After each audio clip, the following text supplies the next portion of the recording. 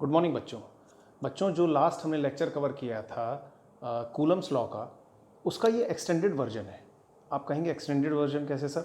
Extended version का मतलब ये हुआ कि जो हमने लेक्चर 3 में कूलम्स लॉ पढ़ा था, प्लस प्रिंसिपल ऑफ सुपरपोजिशन पढ़ा था, plus vector form of Coulomb's law पढ़ा था, उसी में एडिशन है ये। आज हम इससे संबंधित जितने भी न्यूमेरिकल्स वगैरह हैं वो सब करेंगे। और न्यूमेरिकल्स करने के लिए बच्चों बोर्ड में 3-4 तरह के न्यूमेरिकल आते हैं। मैं तीनों चारों तरह के न्यूमेरिकल आज आप लोगों को कवर कराऊंगा और एक एक करके हम एक एक तरह के न्यूमेरिकल को ख़त्म करते जाएंगे, जिससे कि आपको प्रैक्टिस बनती रहे। और फिज़िक्स जो है बच्चों वो प्रैक्टिस से ही चलती है। एक्चुअली जितनी प्रैक्टिस आप फिज़िक्स में करते हैं ना, उतना ही आपको फिज़िक्स काम आने लगती है और समझ आने लगती है। और समझ आने के बाद फिज़िक्स टफ नहीं होती है, बहुत आसान हो जाती है। लेकिन वही है कि आप अगर कंटिन्यूसली प्रैक्टिस कर सकते हैं तो। चलिए खैर, लास्ट लेक्चर में बच्चों हमने ये पढ़ा था कि कूलम्स लॉ जो हमारा था वो था F इज इक्वल टू के Q1 Q2 by r square. इसमें ये K जो था ये कांस्टेंट था, इसकी वैल्यू होती थी 9 into 10⁻9 Q1 Q2 by r square. Sorry, इसकी वैल्यू होती थी 9 इंटू 10⁻9 होगी, है ना। बाकी की तो ये एफ ई की वैल्यू थी, वो जो हमारा इलेक्ट्रिक फोर्स था, जिसे हम कूलम्स लॉ में हमने जो फोर्स देखा था उसे हम इलेक्ट्रिक फोर्स कहते थे, है ना। तो बच्चों इसकी एक पर्टिकुलर वैल्यू आती है के की 9 इंटू 10⁻9, या अगर आप कहें तो इसे ऐसे भी हमने लिखा था 1/4 pi epsilon naught Q1 Q2 by r square. अब बच्चों सबसे पहली बात ये आती है कि ये जो कूलम के नियम के जो हमारे न्यूमेरिकल्स आते हैं, उनमें जो सबसे पहली तरह के जो न्यूमेरिकल आते हैं उनमें एक पर्टिकुलर टाइप है, वो मैं आपको बता देता हूँ। देखिए बच्चों, उनमें अक्सर ये आता है कि बोर्ड में आपको कोई भी 2 पार्टिकल दे देगा, नॉन पार्टिकल। नॉन पार्टिकल कौन कौन से? जैसे इलेक्ट्रॉन प्रोटॉन है, इलेक्ट्रॉन प्रोटॉन दे देगा, या इलेक्ट्रॉन इलेक्ट्रॉन दे देगा, या प्रोटॉन प्रोटॉन दे देगा। तो तीनों में से कोई भी 2 पार्टिकल आपको दे देगा। और तीनों नहीं, सॉरी, 2 पार्टिकल हैं, उनके कॉम्बिनेशन बनते हैं 3। तो 3 कॉम्बिनेशन में से कोई भी एक कॉम्बिनेशन आपको दे सकता है। तो लेट्स से कि आपको बोर्ड वाले एग्जाम में ये मिल गया कि आप इलेक्ट्रॉन इलेक्ट्रॉन के बीच का जो फोर्स है उसे निकालिए, इलेक्ट्रिक फोर्स निकालिए। तो आप निकाल सकते हैं, क्योंकि इलेक्ट्रॉन में आपको Q1 का मान पता होता है, Q2 का मान पता होता है, R आपको वो ऑलरेडी दे देगा, बता देगा कि R इतनी होती है। या फिर ऐसा हो सकता है कि वो आपको प्रोटॉन और इलेक्ट्रॉन दे दे, तो भी वैल्यू ऑलमोस्ट सेम ही रहेगी, क्योंकि Q1 का मान भी उतना ही रहेगा, Q2 का मान भी उतना ही रहेगा, R का मान एग्जामिनर आपको देगा। ये पर्टिकुलर वैल्यू आपको ऑलरेडी पता है। तो अगर सिंपल सा एक सबसे सिंपल तरीके के जो न्यूमेरिकल है वो यही है बच्चों, कि जिसमें आपको एक चार्ज बता देगा, दोनों चार्ज बता देगा, सॉरी, बीच का डिस्टेंस बता देगा, और आपसे पूछ सकता है कि आप इस पर फोर्स निकालिए, इन दोनों के बीच में जितना इलेक्ट्रोमोटिव फोर्स लगता है वो निकाल के बताइए। या फिर दूसरा तरीका ये हो सकता है कि वो आपको बीच का डिस्टेंस देने की बजाय फोर्स दे दे, चार्जेस दे दे, और पूछे कि ये कितनी दूर में रखे हैं। या फिर अगला तरीका ये हो सकता है कि इस तरह के न्यूमेरिकल में इलेक्ट्रॉन प्रोटॉन देने की बजाय कोई पर्टिकुलर चार्ज ही दे दे, कोई नंबर चार्ज दे दे कि भाई कोई एक पार्टिकल है, पार्टिकल में जो आपका चार्ज है वो इतना है। तो कोई भी चार्ज अगर आपको मिल गया और एक दूसरा पार्टिकल है उसके जैसा ही है या कुछ अलग उसमें चार्ज है, जो कुछ भी आपको दे सकता है, जिस तरह से भी आपको न्यूमेरिकल आता है, बेस इसी पे रहेगा बच्चों। F इज इक्वल टू के Q1 Q2 upon are square, हमारा जो कूलम्स लॉ होता है। चलिए, तो आई थिंक इस तरह का न्यूमेरिकल आपको करके दिखाने की तो शायद ज़रूरत नहीं पड़ेगी, क्योंकि अगर इस तरह का न्यूमेरिकल लेट्स से आ भी गया कि F इज इक्वल टू के Q1 Q2 upon are square, let's say कि इसका चार्ज है, इसका चार्ज है, लेट्स से कि अगर अब ये आपको 2 इलेक्ट्रॉन के बीच में ही दे देता है, तो हम इसको कैसे कर सकते हैं? जस्ट ए सेकेंड, हम बड़ी जल्दी जल्दी इसको देख लेते हैं बच्चों। कैसे कर सकते हैं? जैसे कि आपको दे दिया कि 2 इलेक्ट्रॉन्स हैं और उनके बीच में लेट्स से डिस्टेंस है 1 मीटर, है ना। तो अगर इलेक्ट्रॉन्स हैं तो इलेक्ट्रॉन पे चार्ज होता है 1.6 इंटू 10⁻⁻19 कूलम, ठीक है बच्चों। और आपसे पूछता है कि दोनों इलेक्ट्रॉनों के बीच लगने वाला इलेक्ट्रिक फोर्स निकालो, तो आप रखेंगे 9 into 10⁻9 Q1 Q2 by r square. अब चूंकि ये R बराबर 1 मीटर है, ये मैंने अपनी सुविधा के अनुसार लिया है, एग्जाम में जो भी आएगा आप वही रखेंगे। खैर, आपने इसे 1 रखा तो ये ऑलरेडी टर्म खत्म हो गई, क्योंकि 1 से किसी को डिवाइड करते हैं तो वही नंबर बच जाता है। तो एफ ई बराबर आएगा 9 इंटू 10⁻9 1.6 इंटू 10⁻⁻19 का स्क्वायर।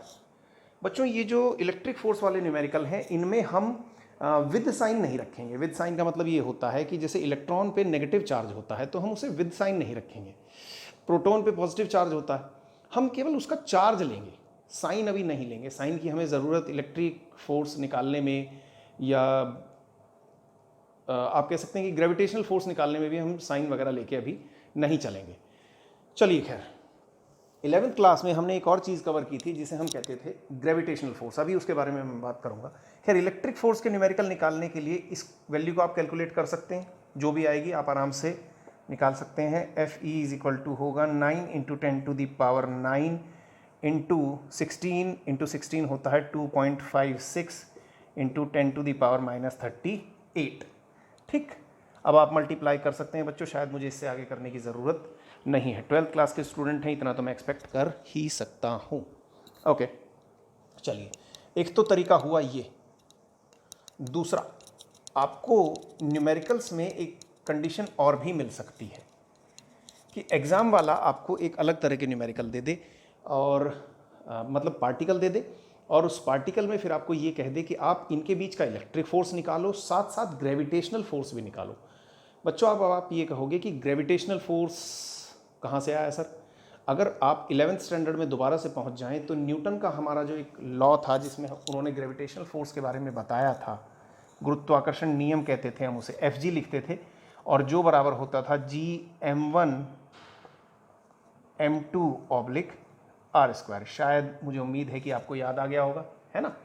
और हमारा जो इलेक्ट्रिक फोर्स है वो तो हमने इस बार किया ही है, हमारा कूलाम साहब का दिया हुआ नियम, ये वैल्यू होती है 9 या 9 इंटू 10⁻9 नहीं बल्कि k लिख लेते हैं, लिखने में आसान रहेगा, अपॉन r²। तो बच्चों, ये जो दो तरह के फोर्सेस हैं, कभी कभी बोर्ड में एग्जाम में एक नंबर में ये भी आ जाता है कि इन दोनों फोर्सेस के बीच का आप सिमिलैरिटी बताओ या डिफरेंस बताओ। तो अगर सिमिलैरिटी आ गई तो सिमिलैरिटी देखो बच्चों, आपको दिख रही होगी, एक छोटी सी सिमिलैरिटी तो यहीं दिख रही है कि ये जो एफ जी है ना, ये भी डायरेक्टली प्रोपोर्शनल है 1/r² के, और ये जो एफ ई है ये भी डायरेक्टली प्रोपोर्शनल है 1/r² के। इसका मतलब ये हुआ बच्चों, ये वाला नियम और ये वाला नियम, इनका रंग रूप बिल्कुल एक जैसा सा है अगर आप ध्यान से देखें तो, है ना।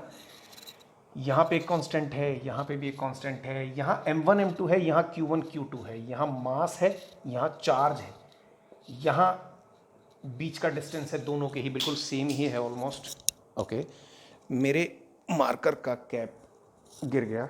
चलिए, तो मैं आपको ये कह रहा था कि जैसे ये एक तो सिमिलैरिटी हमें यही मिल गई कि दोनों जो फोर्सेस हैं वो उनके बीच के डिस्टेंस के स्क्वायर के इन्वर्सली प्रोपोर्शनल है, यानी कि व्युत्क्रमानुपाती है। एफ जी भी 1/r² के अनुक्रमानुपाती हो गया और एफ ई भी 1/r² के अनुक्रमानुपाती हो गया। ठीक है बच्चों, अगर हाँ एक चीज़ बोलने में थोड़ी आप सावधानी बरतें, जैसे ग्रेविटेशनल फोर्स है, मैं कह रहा हूँ कि 1/r² के अनुक्रमानुपाती। अगर आप इसे अनुक्रमानुपाती बोल रहे हैं तो 1/r² बोलना पड़ेगा, अगर व्युत्क्रमानुपाती बोलना चाहते हैं तो एफ जी व्युत्क्रमानुपाती होगा केवल r² के, 1/r² के नहीं होगा बच्चों, समझ गए ना। छोटी सी टर्म है लेकिन ध्यान से बोले। चलिए खैर, एक सिमिलैरिटी तो ये हो गई। दूसरी सिमिलैरिटी अगर हम देखना चाहें इन दोनों के बीच में तो हमारी एक दूसरी सिमिलैरिटी ये होती है बच्चों, जैसे हमने चार्जेस ले लिए, लेट्स से ये Q1 था, सॉरी इधर तो मास है ना, ये M1 है, ये M2 है, और इधर है Q1 और Q2। अरे बड़ा गंदा सा 2 बना है भाई, ये रहा Q1 और Q2। बच्चों, ये जो M1 और M2 है ये दोनों मासेस दिए हुए हैं, कोई भी मास है, और इनके बीच का जो डिस्टेंस है वो r है। ये चार्जेस हैं Q1 और Q2, इनके बीच का डिस्टेंस भी r है।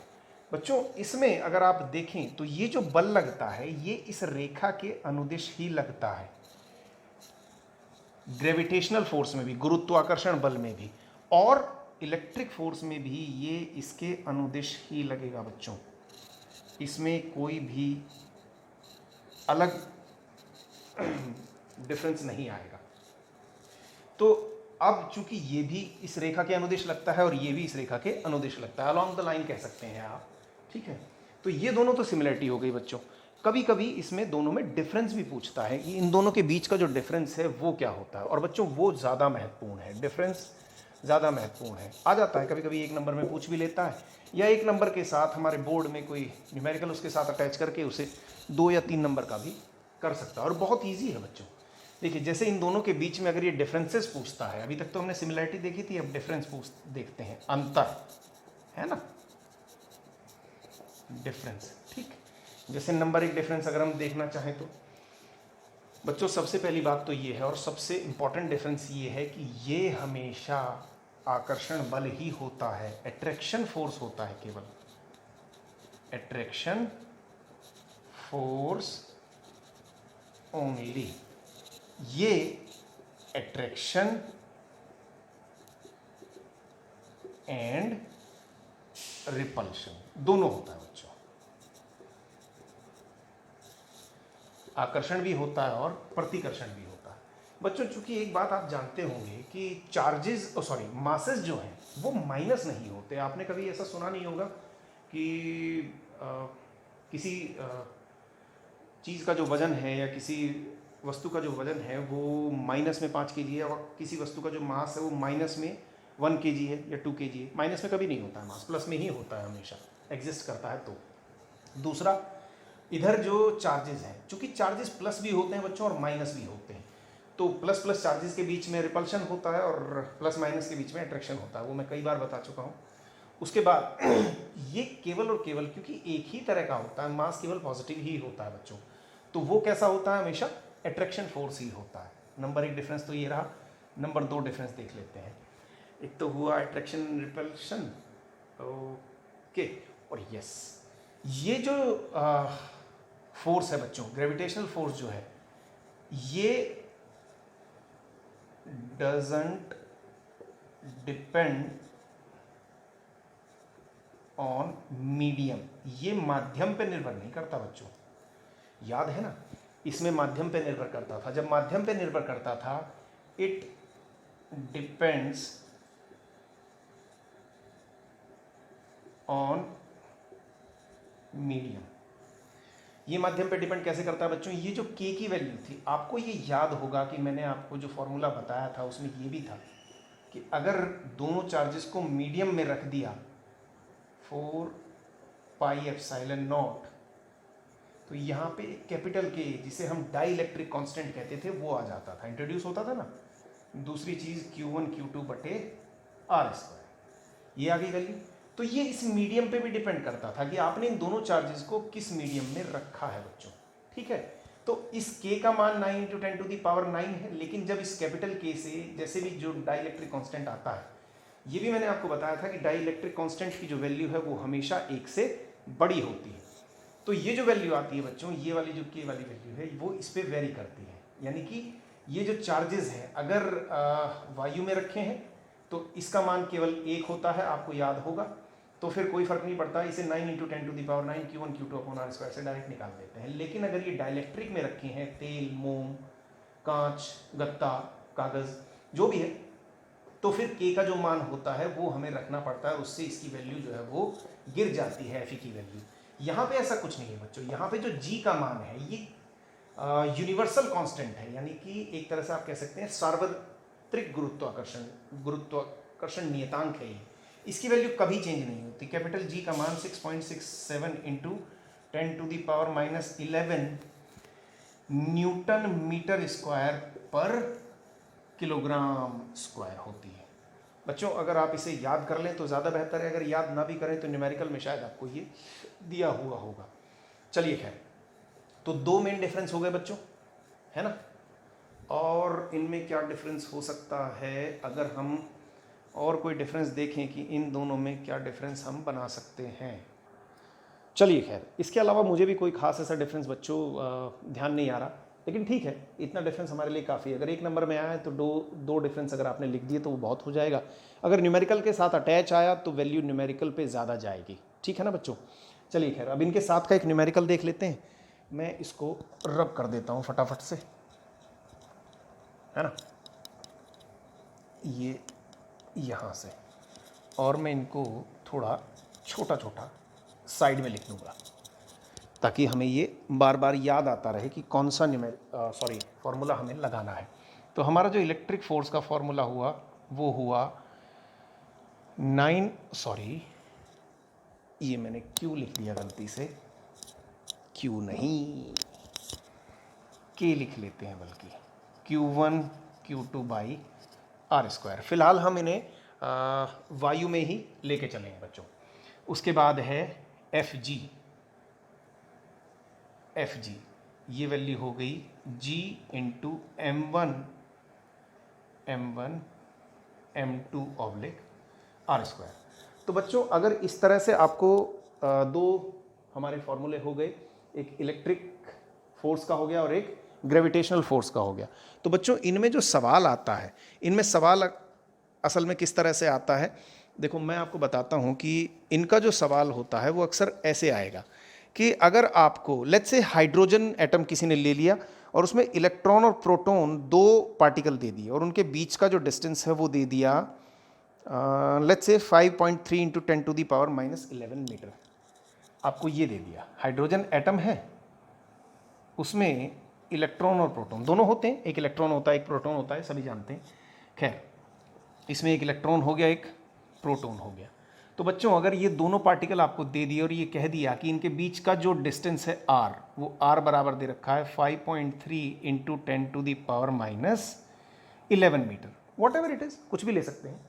तो अगर इतना डिस्टेंस आपको मिल गया है ना, और ये कहता है कि उनके बीच में इलेक्ट्रिक फोर्स या विद्युत आकर्षण बल को कैलकुलेट करो और उसे ग्रेविटेशनल फोर्स यानी जो आपका एफ जी है उससे इसका कंपैरिजन करो, इस तरह का सवाल आ जाता है बच्चों।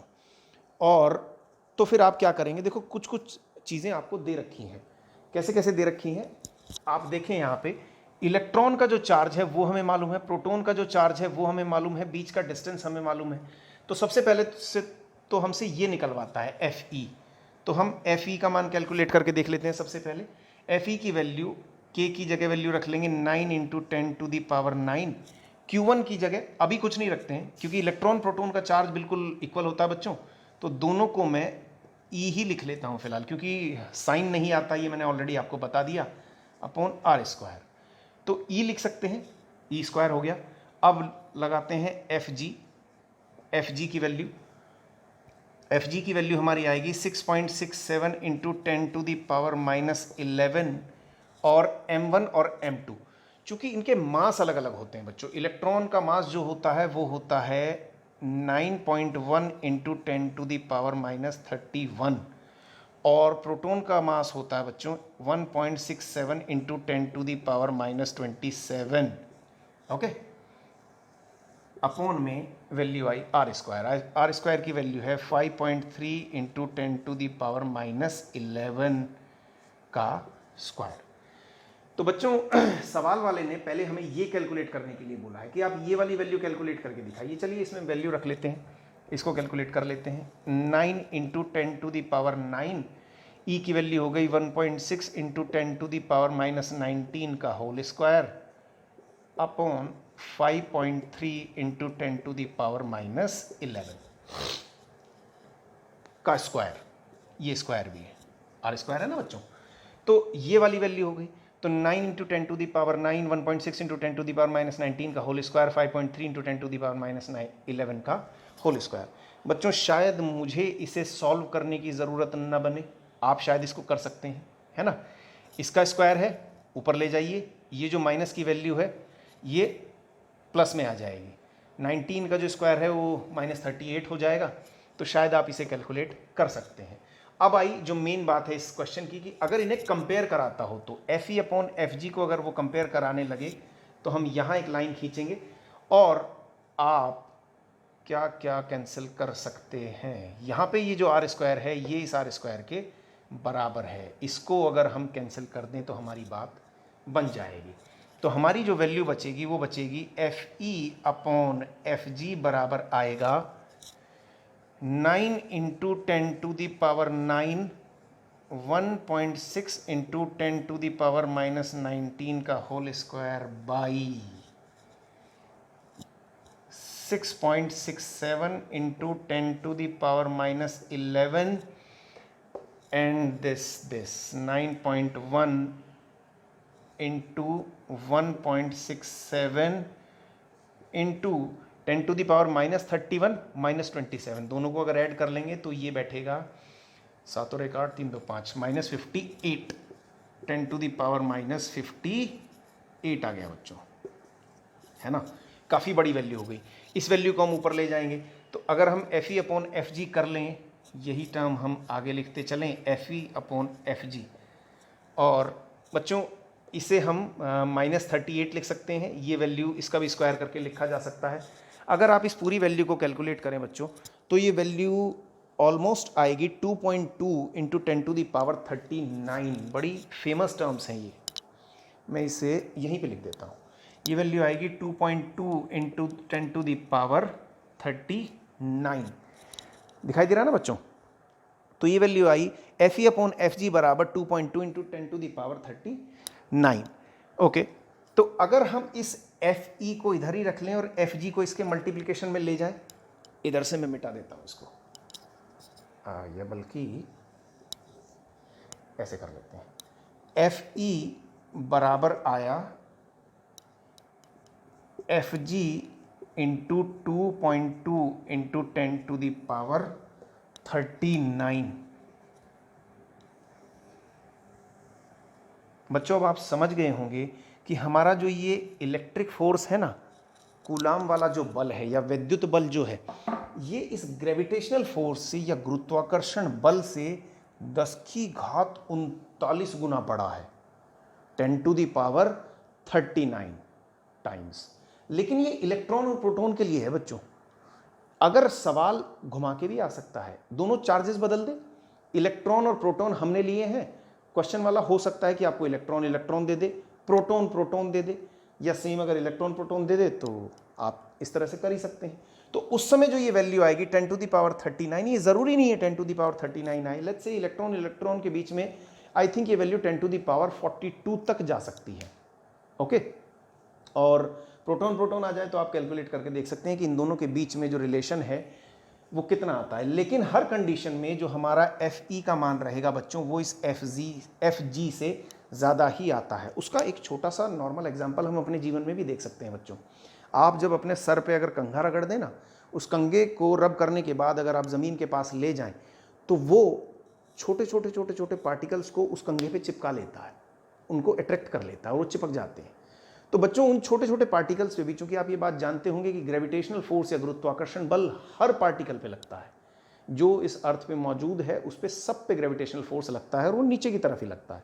तो वो नीचे की तरफ लग रहा है, लेट्स से ए, यहाँ मैं दिखा देता हूँ, वो लगेगा ऐसे नीचे की तरफ, और आपका जो कंघा है लेट्स से वो यहाँ है, तो वो ऊपर की तरफ यहाँ पे चिपक जाएंगे। तो बच्चों ये जो है ये तो हमारा लगा FE और ये हमारा लगा FG। तो अगर ये FE ज़्यादा है तभी तो ये पार्टिकल इस कंघे से चिपक गए, कॉम्ब कंघा, ये पार्टिकल इस कंघे से तभी तो चिपकेंगे जब ये वैल्यू इस FG से बहुत ज़्यादा होगी। बात समझ में आई बच्चों या नहीं? चलिए बच्चों, तो एक तरह के न्यूमेरिकल तो हमारे ये रहे कि आपको कोई भी दो चार्जेस देगा और उन चार्जेस में आपसे FE निकलवा लेगा, FG निकलवा लेगा, दोनों के बीच का कंपैरिजन करा सकता है। ठीक है बच्चों, आप एक बात और इम्पॉर्टेंट है, उसे याद रखिएगा कि अगर आपको सवाल आ गया और उसमें आपको FE और FG दोनों को कंपेयर करने के लिए बोलने लगा और उसमें लेट्स से इलेक्ट्रॉन इलेक्ट्रॉन दे दिए या प्रोटॉन प्रोटॉन दे दिए, तो ये जो वैल्यूज़ हैं ये तो ऑलरेडी डिफाइंड है सारी की सारी, इलेक्ट्रॉनों के लिए भी प्रोटॉन के लिए भी, या इलेक्ट्रॉन इलेक्ट्रॉन दे दिया प्रोटॉन प्रोटॉन दे दिए, इस R को देने की ज़रूरत नहीं पड़ेगी। क्यों? क्योंकि जब आप कंपेयर करते हैं ना तो ये चूंकि R दोनों के बीच का जो डिस्टेंस है वो बराबर है, तो ये ऑलरेडी कट जाता है। यहीं से हम कंपैरिजन शुरू कर दें तो इससे ये वैल्यू कट जाएगी। तो आपको जो ज़रूरत पड़ेगी, ये आपको ऑलरेडी डिफाइंड है पता है, ये डिफाइंड है पता है, ये और ये सब कुछ तो आपको मालूम है। इस R की आपको ज़रूरत नहीं पड़ेगी, ऑलरेडी कट जाएगा। तो आप FE का फॉर्मूला लगाएं, FG का फॉर्मूला लगाएं दोनों को एक दूसरे के बटे में लिख दें या रेशो में कर दें, तो जो भी कंपेयर करके वैल्यू आती है, जैसे इलेक्ट्रॉन प्रोटॉन के बीच में हमने निकाला तो ये वैल्यू आई 2.2 इंटू 10⁻39। चलिए बच्चों, अब इसको रब कर देते हैं। ये तो थे एक तरह के न्यूमेरिकल जो आपको बोर्ड में अक्सर आ जाते हैं। अब देखते हैं हम दूसरे तरह के न्यूमेरिकल किस टाइप के आपके बोर्ड एग्जाम में आ सकते हैं। देखिए बच्चों, इलेक्ट्रिक फोर्स जो हमारा है, विद्युत बल जो है Fe,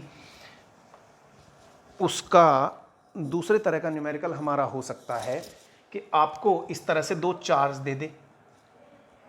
लेट्स से कि ये चार्ज है 4e, ये चार्ज है E।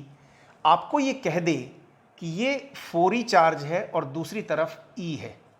बच्चों ये दोनों पॉजिटिव हैं, अभी चार्जेस हैं, कितने भी हो सकते हैं, पर फिलहाल हम ये मान के चलते हैं कि दोनों पॉजिटिव हैं। एक एक करके इसको कंडीशन को समझाऊंगा। इसमें 2-3 तरह के न्यूमेरिकल आपके बन जाते हैं, कैसे बनेंगे वो भी मैं आपको बताऊंगा। चलिए, आपको दो चार्जेस दे दिए।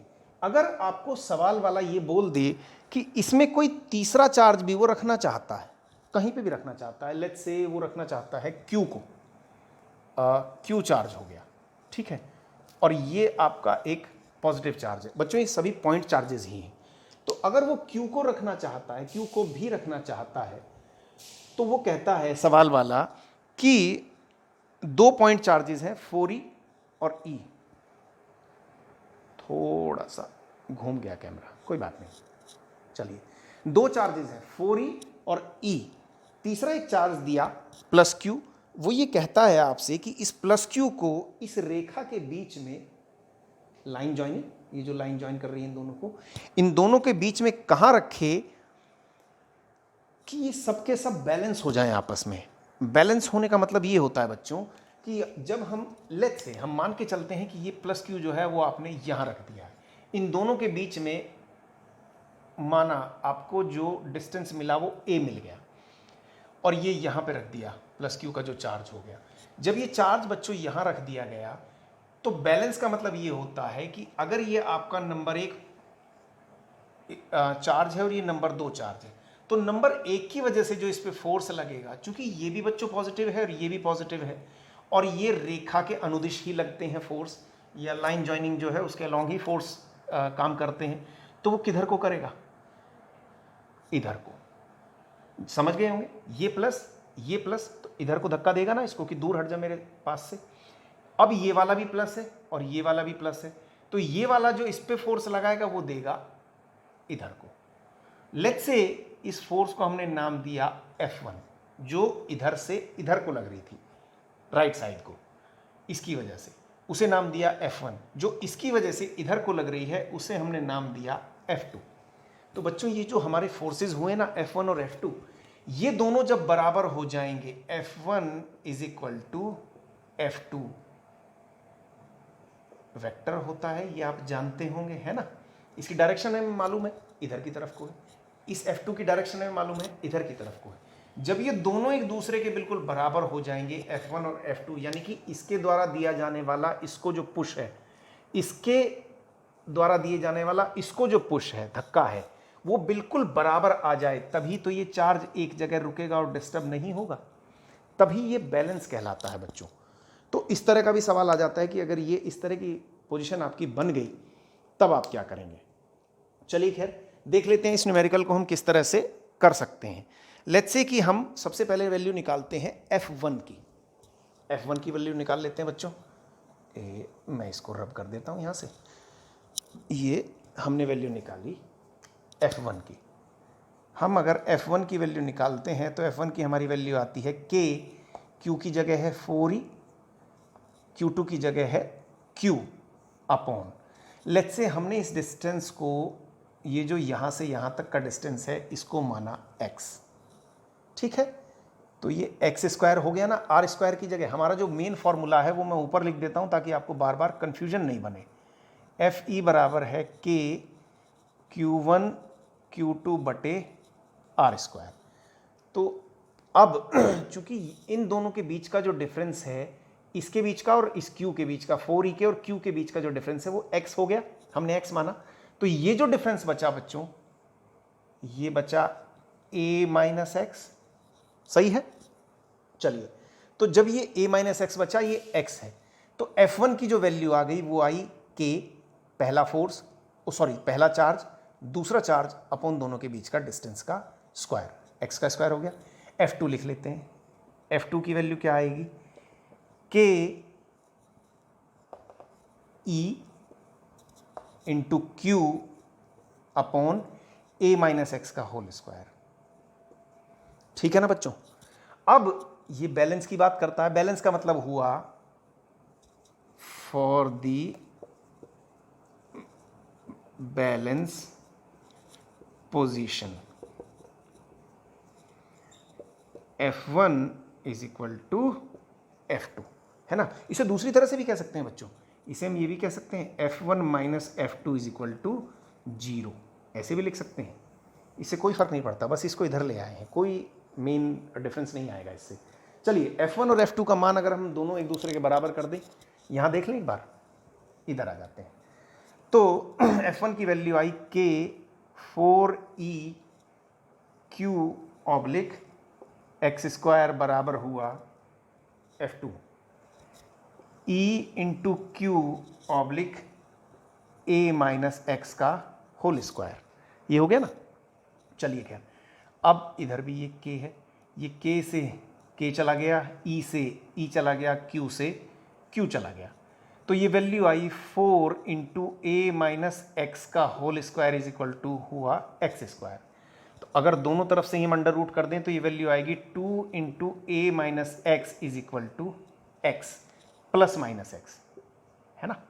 जब अंडर रूट करते हैं तो प्लस माइनस कोई भी हो सकता है ना। चलिए खैर, ये वैल्यू आ गई। तो if x is equal two plus, तो अगर हम x को प्लस लेके चलते हैं तो 2 into a minus x is equal to हुआ x के, तो 2a माइनस 2x बराबर हुआ x के।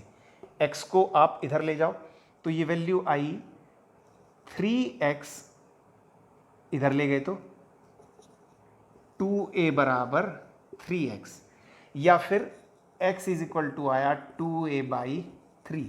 ये हुई फर्स्ट वैल्यू, है ना। अब ये माइनस वाली भी तो करनी है। चलिए इसको भी इधर देख लेते हैं छोटी सी जगह में। If x is equal to negative, है ना, अगर ये नेगेटिव है तो इसको फिर बराबर करेंगे 2a minus x is equal to minus x.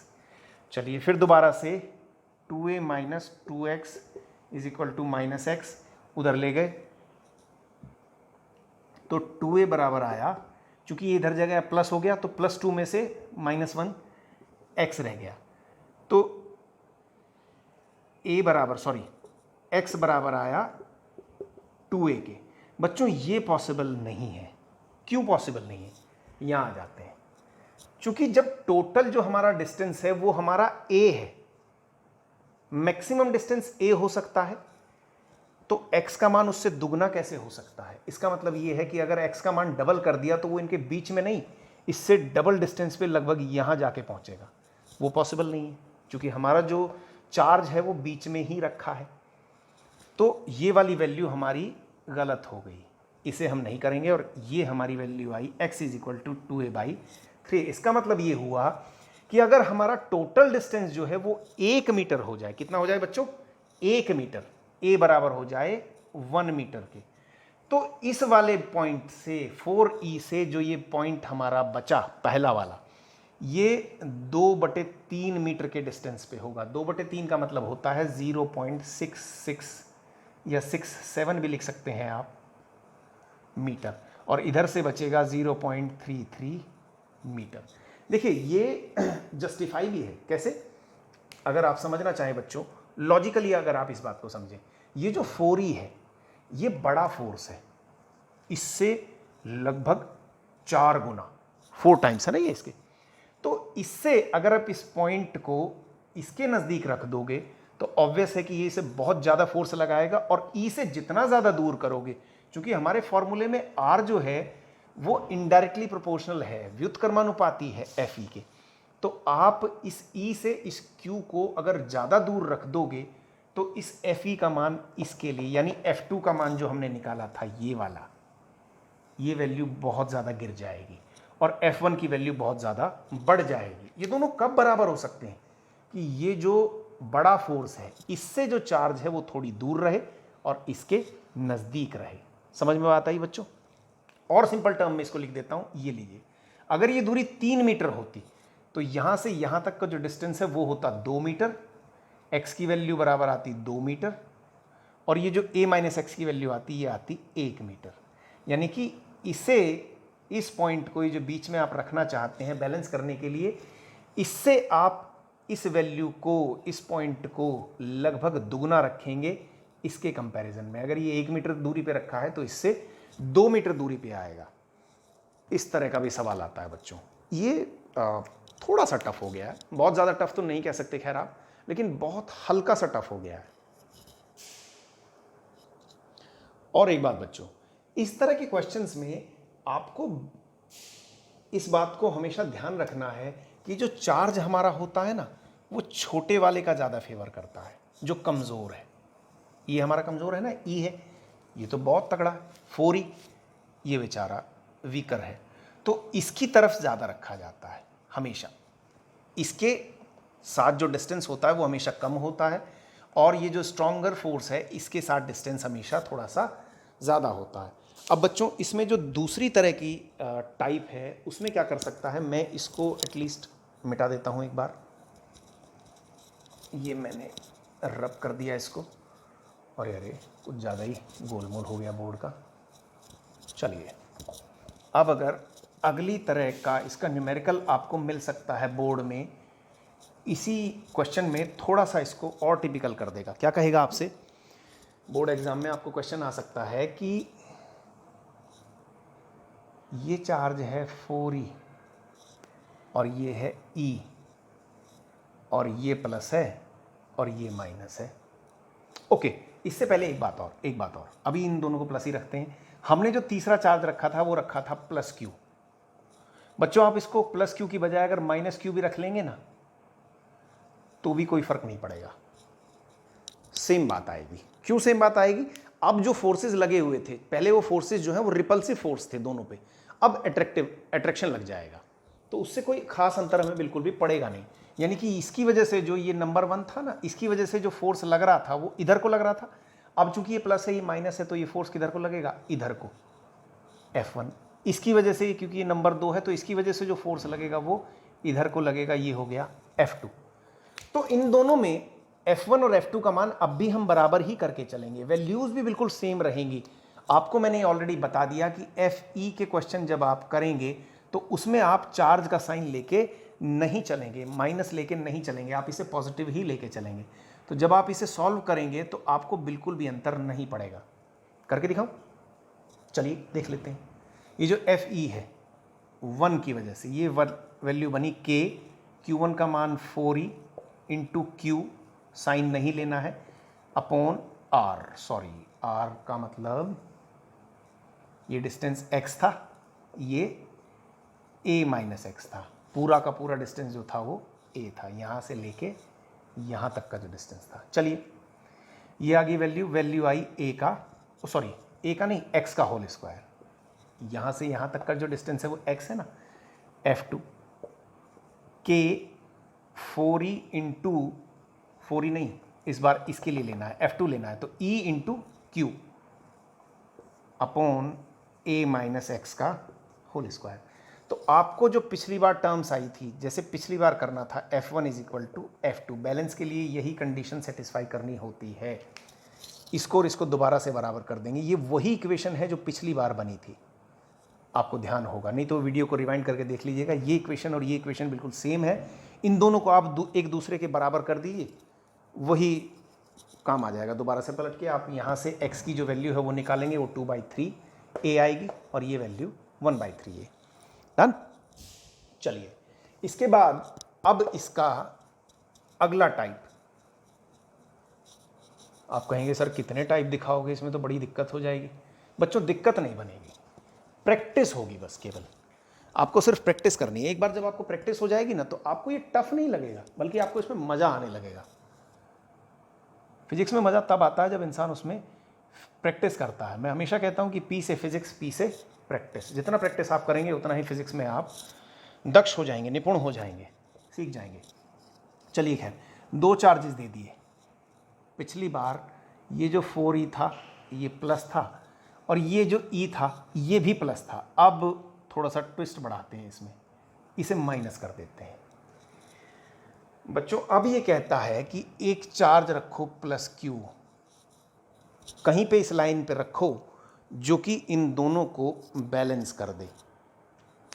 अब कंडीशन थोड़ी सी और टफ हो गई। तो अब अगर हमें इन दोनों को बैलेंस करना है बच्चों, तो बैलेंस करने के लिए पहले हमें लॉजिक से ये सोचना होगा कि ये चार्ज हम रखेंगे कहाँ। देखिए मैं आपको बताता हूँ, समझने की कोशिश कीजिएगा। आपने इस चार्ज को वहीं रख दिया जहां ये पहले था, प्लस q। बच्चों ये जो 4e है और ये प्लस q है, ये इसको किधर को धक्का देगा, इधर को पुश करेगा ना। ये इसको इधर को पुश करेगा क्योंकि ये भी प्लस रिपल्स करेगा, इधर चला जा। ये जो है माइनस ई, ये भी इसको इधर को ही पुश करेगा। क्यों करेगा, ये माइनस है ये प्लस है, ये अट्रैक्ट करेंगे ना। जब ये दोनों एक दूसरे को एक ही साइड में भेज रहे हैं तो ये चार्ज बैलेंस में नहीं जाएगा, इससे जाके चिपक जाएगा। तो वो बैलेंस कंडीशन नहीं हुई बच्चों। एक चार्ज पे जाके चिपक गया तो बैलेंस थोड़ी हुआ। बैलेंस वो है जब दोनों चार्जेस से जो बीच में फोर्स, जो बीच में हमारा पार्टिकल रखा है, बीच में या साइड में कहीं भी रखा है, उस पर जो नेट फोर्स हो वो जीरो हो। बच्चों नेट फोर्स जीरो होने का मतलब क्या होता है, देखो मैं एक बहुत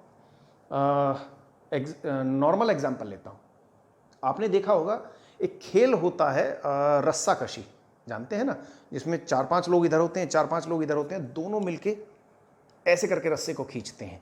बच्चों जब दोनों में से कोई भी उस रस्से को नहीं खींच पाता, तब ये जो बीच में फोर्स होता है ना, बिल्कुल सेंटर में, इसे हम बैलेंस कहते हैं। कि कोई भी रस्सा खींच नहीं रहा है, वो दोनों के दोनों एक जगह पे जाम हो गए हैं। इधर वाले और इधर वाले दोनों फोर्सेस बिल्कुल बराबर हो गए हैं, इसे हम बैलेंस कहते हैं। नेट फोर्स का मान यहाँ पे जीरो हो गया है। अगर इसका ज़्यादा हो जाएगा तो रस्सा इधर को खिंच जाएगा, अगर इसका ज़्यादा हो जाएगा तो रस्सा इधर को खिंच जाएगा। वो नेट फोर्स जीरो नहीं हुआ, उसमें F1 या F2 किसी एक का मान ज़्यादा है। समझ में बात आ रही है? चलिए, तो मैं आपसे ये कह रहा था बच्चों कि अब अगर ये दोनों फोर्स बराबर हो गए तो इसे हम नेट फोर्स कहते हैं। इसका मतलब है कि अब ये बैलेंस हो गया, ये वाला पोर्शन और ये वाला पोर्शन दोनों बिल्कुल बराबर है। यही पोजीशन आती है यहाँ पे।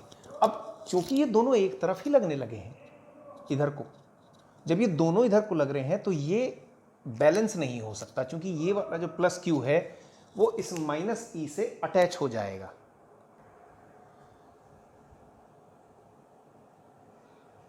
तो बच्चों मैं आपसे कह रहा था कि अब अगर ये दोनों एक ही तरफ फोर्स लगाएंगे, दोनों एक ही साइड में फोर्स लगा रहे हैं इधर ही, देखिए ये भी इसको इधर को पुश कर रहा है और ये इसको इधर को पुल कर रहा है, तो दोनों अगर एक ही साइड में लग गए तो बैलेंस नहीं बनेगा। बैलेंस के लिए एक इधर और एक इधर। चलिए, अब चूंकि लगना तो इस रेखा पे ही है ना। अगली कंडीशन, आप इसको लाइन को बढ़ा लीजिए और इस प्लस क्यू चार्ज को यहाँ रख दीजिए। ये एक नई पोजीशन है। देखिए नियम ये था कि रेखा के अनुदिश ही लगेगा, ये नहीं था कि रेखा के बीच में ही लगेगा। नहीं नहीं नहीं नहीं, केवल अनुदिश की कंडीशन थी, है ना, अलोंग द लाइन था। चलिए, ये प्लस क्यू लग गया, यहाँ पे रख लिया हमने। अब ये जो 4e है ये तो वैसे ही बहुत स्ट्रांग है, ये इसको इधर को लगाएगा। ये जो e है बेचारा ये इधर को लगाएगा। पर क्या आपको लगता है कि ये 4e इसकी चलने देगा अपने एरिया में? ये इससे 4 गुना स्ट्रांग है। इसकी जो फोर्स इधर को पुल करेगी वो लगेगी तो इधर को, लेकिन बहुत कम लगेगी। लेट्स से कि ये लगी 1 यूनिट, और ये जो यहाँ पे लगाएगा, चूंकि ये इसको इधर को बाहर को फेंकेगा, और ये जो इस पे फोर्स लगाएगा ये हो सकता है कि 10 यूनिट्स के इक्वल हो जाए, 10 इकाई फोर्स लगाने लगे। मैं सिर्फ एक एग्जांपल ले रहा हूँ, पक्का नहीं, लेकिन लॉजिकली सोचने वाली बात है। अगर आप लॉजिक से सोचते हैं तो इसको, क्योंकि ये स्ट्रांग है, हमने जब इसके बीच में इस फोर्स को रखा था ना, फोर्स को नहीं, चार्ज को रखा था, तब भी इसके पास रखा था, याद आता है? मैंने इसी टाइप के पहले न्यूमेरिकल में आपको ये बात बताई थी।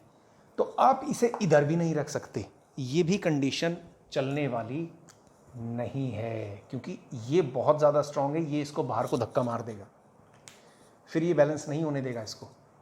चलिए, अब एक कंडीशन और बचती है, ये +4e वो -e, ये हो गया +4e, ये -e। एक कंडीशन और बचती है कि हम इस फोर्स को यहाँ रख लेते हैं +q। अब देखिए ध्यान से, ये -e जो है, जो इस पे फोर्स लगाता है वो इधर को लगाएगा, ये नंबर 2 है ना, तो ये F2 है। अब ये था नंबर 1, इससे जो फोर्स लगेगा वो लगेगा F1, किधर को, बाहर को। अब ये बैलेंस हो सकता है, क्यों हो सकता है, ये छोटा सा फोर्स है बेचारा, ये तो इस पे हल्का सा फोर्स लगाएगा, ये बड़ा फोर्स है, ये यहाँ तक जो फोर्स लगाएगा वो इसके इक्वलेंट कर देगा इसको, क्योंकि ये बड़ा फोर्स है, ये बहुत स्ट्रांग है, तो ये उसको पुल कर लेगा, सॉरी पुश कर देगा दूसरी तरफ। F1 जो होगा ये तब भी इसको फेंक के मारेगा। ये E जो होगा, चूंकि ये इससे 4 गुना कम है, तो ये इसको पुल करेगा, तब जाके फोर्स इस पोजीशन में कहीं बैलेंस हो सकते हैं। फिर हमारी वही कंडीशन आती है, लेट्स से इन दोनों के बीच का डिफरेंस है A, और ये जो डिस्टेंस है, एक्स्ट्रा डिस्टेंस है, अलोंग द लाइन ही है, ये अब भी इसको हमने कहा x, ठीक है। तो अब अगर हम फोर्स निकालें, F1 और F2 की वैल्यू निकालें, लेट्स से F1 का मान निकालें, तो F1 इज इक्वल टू आएगा E 4E इंटू Q, जैसे हमने पहले निकाला था K 4E into Q oblique, अब ये A प्लस x का होल स्क्वायर हो गया बच्चों। सही बात है, गलत बात है, ये हो गई इक्वेशन नंबर 1। F2 पे आ जाओ, F2 के E साइन नहीं लेना है, उसकी ज़रूरत नहीं है, Q अपॉन x, केवल x डिस्टेंस पे रखा है, x का होल स्क्वायर। अरे ये x का होल स्क्वायर, ये हो गई number 2। For balance F1 is equal to F2, इन दोनों को एक दूसरे के बराबर करना पड़ेगा। K 4E into Q upon A plus x का whole square is equal to आएगा K E into Q upon x square. अब जो जा सकता है वो चला जाए, EQ कट गया, वैल्यू बची 4 ऑब्लिक, या हम इसको इधर मल्टीप्लाई कर देते हैं, cross multiplication, 4x square is equal to आया A प्लस x का होल स्क्वायर। दोनों तरफ अंडर रूट कर लें, तो दोनों तरफ अंडर रूट करेंगे तो ये वैल्यू आएगी +-2x is equal to A plus x। Simple. चलिए बराबर कर लेते हैं, वही if 2x is equal to positive है, तो ये कौन सी कंडीशन रखेंगे, 2x इज इक्वल टू रखेंगे A प्लस x, x इधर आ गया, 2x minus x is equal to A, या x is equal to A/2। देखो बच्चों, क्या ये पोजीशन संभव है, x is equal to x का मान A/2 हो जाए, यानी कि ये E से A की जो डिस्टेंस है उससे आधी डिस्टेंस पे बाहर की तरफ हो जाए। पॉसिबल है, बिल्कुल पॉसिबल है, ये सही कंडीशन है। दूसरी, if 2x is equal to negative करके देख लेते हैं, 2x माइनस का है is equal to A plus x, इसे सॉल्व करें, इधर लेके आए, ये हो गया x इधर आया तो माइनस हो गया, -3x is equal to A, या x बराबर आया -A/3, -A/3। क्या ये पोजीशन पॉसिबल है बच्चों? देखिए एक बार, ये A/3 है, इसका मतलब है कि A यहाँ से स्टार्ट होता है, तो x की जो वैल्यू है वो A/3 हो गई, यानी ये इधर आ गई वैल्यू। यहाँ पे अगर हम स्टार्टिंग पोजीशन लेके चलें तो A का जो मान है वो कितना हो गया, -A/3 इधर से हो सकता है अगर हम स्टार्टिंग पॉइंट यहाँ भी लेके चलें तो भी ये वैल्यू यहाँ आ जाएगी।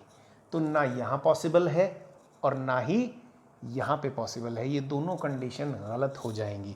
तो हमारी जो वैल्यू बचेगी x is equal to a/2 और e से ये हुआ a/2 डिस्टेंस पे। अगर इससे निकालना चाहें तो आप इस वैल्यू को, इसको x की वैल्यू को उठा के रख दीजिए यहाँ पे, ठीक। एक है a में a/2 और जुड़ गया तो 1 और आधा 3/2 हो गया, जिसे हम गांव की भाषा में 1.5 कहते हैं बच्चों। तो यहाँ से जो डिस्टेंस हो गया 4e से जो इसका डिस्टेंस हो गया प्लस q का, वो हो गया a + 1/2a बराबर 3/2a 4e से, ठीक। और e से ये हो गया a/2 डिस्टेंस हो गया, ठीक। ये हमारी कंडीशन सेटिस्फाई होगी। तो एक न्यूमेरिकल इस टाइप के भी आते हैं बच्चों। तो ये 2 टाइप हुई, लेकिन इनमें कई न्यूमेरिकल बन सकते हैं। जो पहले वाली हमने की थी उसमें हमने देखा था कि इलेक्ट्रॉन इलेक्ट्रॉन हो सकते हैं, प्रोटॉन प्रोटॉन हो सकते हैं, इलेक्ट्रॉन प्रोटॉन हो सकते हैं, अलग अलग चार्जेस हैं, Fe और Fg का कंपैरिजन करा ले। ये दूसरा टाइप है कि इसमें 2 चार्ज दे रखे हैं, पहले दोनों पॉजिटिव थे, ये भी पॉजिटिव था, हमारा बीच में ही काम चल गया था।